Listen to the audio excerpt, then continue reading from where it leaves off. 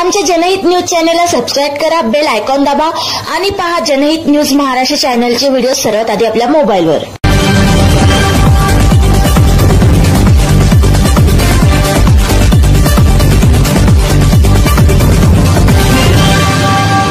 मराठी भाषा गौरव दिनानिमित्त समर्पण बहुउद्देशीय सामाजिक संस्थेने आयोजित केलेल्या कार्यक्रमाचा वृत्तांत। कवी संमेलन।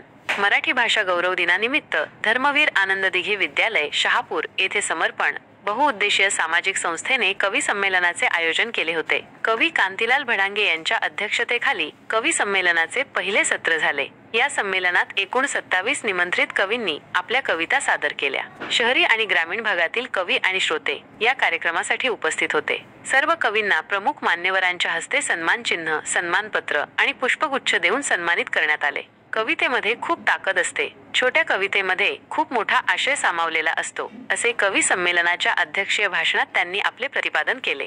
व्याख्यान। मराठी भाषेला अभिजात भाषेचा दर्जा मिळाल्याबद्दल दुसऱ्या व्याख्यान सत्राचे आयोजन करण्यात आले होते। ग.वी. खाडे विद्यालयाचे प्राध्यापक दिगंबर खरात आणि पी.डी. कारखानीस महाविद्यालय अंबरनाथ येथील प्राध्यापक संजय निचिते यांनी व्याख्यान दिले। ग्रामीण भागातील कवींना संधी दिल्याबद्दल संस्थेचे अभिनंदन केले। कवींनी व्यवस्थेला प्रश्न विचारले पाहिजेत असे प्राध्यापक संजय निचिते यांनी मत व्यक्त केले। कार्यक्रमाचे अध्यक्ष कुमार उबाळे यांनी आपल्या भाषणात संस्थेच्या कार्याचा आढावा घेतला। कार्यक्रमाचे प्रास्ताविक सूर्यकांत भडांगे यांनी केले, तर सूत्रसंचालन आणि आभार बाळाराम वाडविंदे यांनी मानले। आयोजक कुमार उबाळे, कांतीलाल भडांगे, रामदास भोईर, सूर्यकांत भडांगे, अनंत सोनावणे, बाळाराम वाडविंदे यांनी कार्यक्रम यशस्वी करण्यासाठी मेहनत घेतली। जनहित न्यूज महाराष्ट्र चॅनलला सबस्क्राईब करा आणि रोज पहा आपल्या शहरातील बातम्या।